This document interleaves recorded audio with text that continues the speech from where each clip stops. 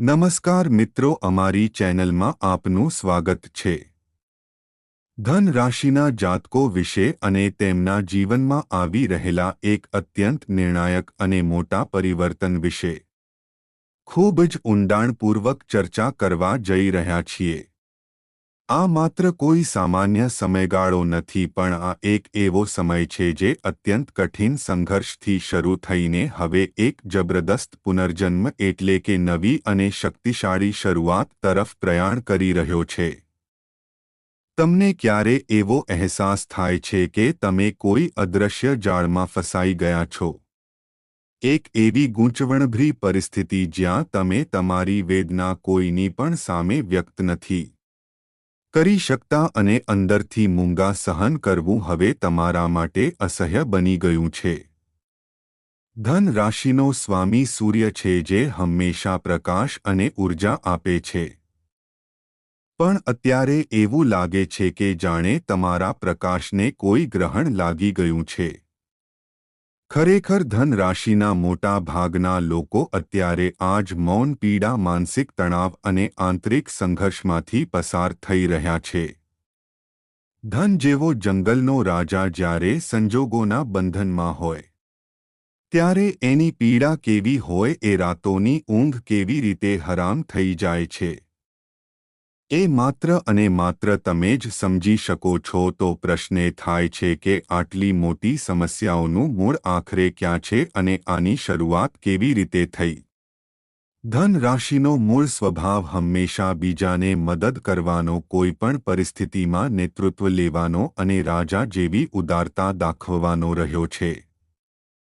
પણ બન્યું એવું કે સમયની સાથે સ્વાર્થી લોકોએ તમારી આ ઉદારતા, તમારી ભલાઈ અને સારા સ્વભાવને તમારી નબળાઈ માની લીધી. તમે સંબંધોને ટકાવી રાખવા માટે, ઘરમાં અને બહાર શાંતિ જાળવવા માટે જેટલી બાંધછોડ કરી અને જેટલા નમતા ગયા, લોકોએ તમારો એટલો જ ગેરલાભ ઉઠાવ્યો. સૌથી વધુ તકલીફ અને હૃદયભંગ તો એ વાતનો છે કે જે લોકો માટે તમે તમારું સર્વસ્વ ન્યોછાવર કરી દીધું, જેમની ખુશી માટે તમે રાત દિવસ એક કર્યા, તેમણે જ સમય આવે તમારી કોઈ કદર ન કરી અને પીઠ પાછળ ખંજર ભોંકવાનું કામ કર્યું.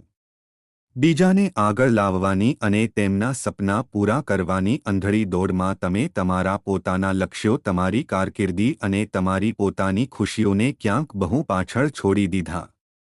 પરંતુ મિત્રો, ધન રાશિના જાતકો માટે હંમેશા સમય આવો ન હતો. ચાલો અત્યારની આ નિરાશાને થોડીવાર માટે બાજુ પર મૂકીને સુવર્ણ સમયને યાદ કરીએ, જ્યારે તમે તમારા પૂર્ણ પ્રભાવ, રૂવાબ અને તાકાતમાં હતા. 2026થી 2027 વચ્ચેનો એ ગોલ્ડન ટાઈમ યાદ કરો, એ સમયગાળો જ્યારે તમે શૂન્યમાંથી સર્જન કરવાની અદ્ભુત ક્ષમતા બતાવી હતી.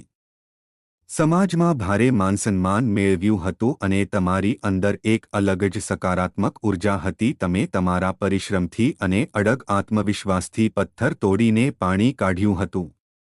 એ ધનની ગર્જના અને ક્યારે હાર ન માનવાની શક્તિ આજે પણ તમારી ભીતર જ જીવંત છે.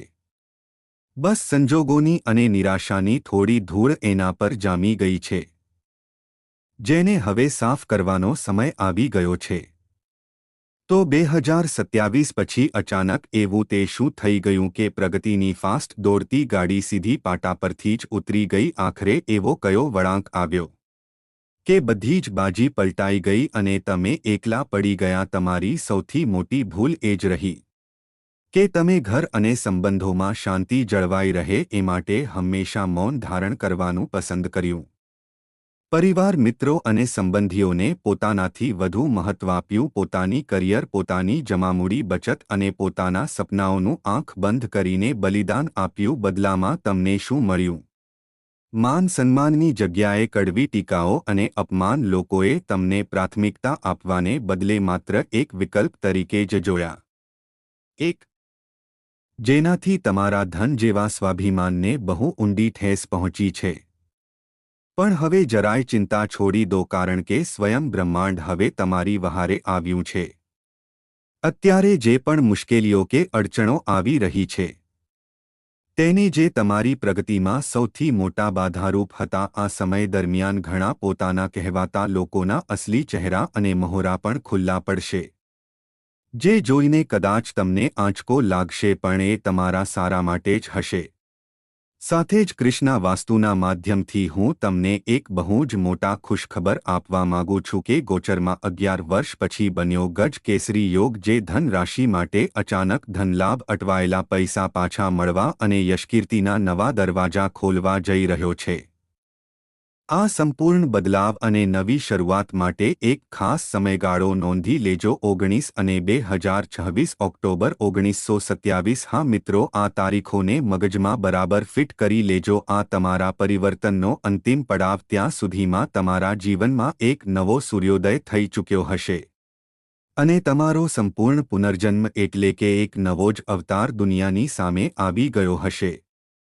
આ પરિવર્તનના કઠિન સમયમાંથી સફળતાપૂર્વક પસાર થવા માટે તમારે તમારા જીવનના જૂના નિયમો તોડીને નવી નિયમ પુસ્તિકા બનાવવી જ પડશે। સૌથી પહેલો અને અઘરો નિયમ છે સ્પષ્ટપણે ના પાડતા શીખો। જ્યાં તમારો મારો ગેરલાભ લેવાતો હોય, લાગણીઓનો વેપાર થતો હોય, તેને ઓળખો। જ્યાં તમારી શક્તિ અને સમય નકામા વેડફાઈ રહ્યા હોય, ત્યાં સ્પષ્ટપણે પરંતુ સન્માન સાથે ના કહી દો। જે લોકો તમારી આ સાચી ના સાંભળીને તમારાથી નારાજ થઈને દૂર થઈ જાય છે તો સમજી લેજો કે તેઓ ક્યારે તમારા સાચા હિતેચ્છુ હતા જ નહીં। તેઓ માત્ર મતલબ પૂરતા જ સાથે હતા। બીજું, પૂર્ણપણેને આત્મનિર્ભર બનો। કરિયર, નોકરી કે ધંધામાં હવે કોઈપણ વ્યક્તિ પર આંધળો વિશ્વાસ કરવાને બદલે માત્ર અને માત્ર પોતાની આવડત અને મહેનત પર જ ભરોસો કરજો।